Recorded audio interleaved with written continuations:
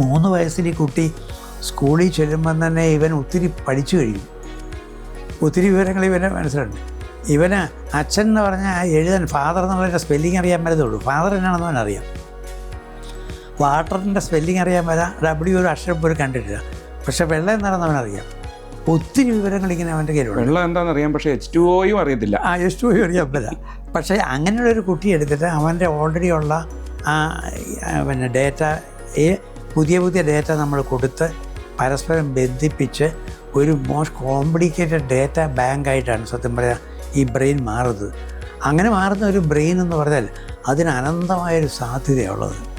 അതിൻ്റെ അകത്ത് എന്തുമാത്രം കഴിവ് ഈ കുട്ടിക്കുണ്ടെന്ന് നമുക്ക് സങ്കല്പിക്കാൻ പറ്റുകയില്ല.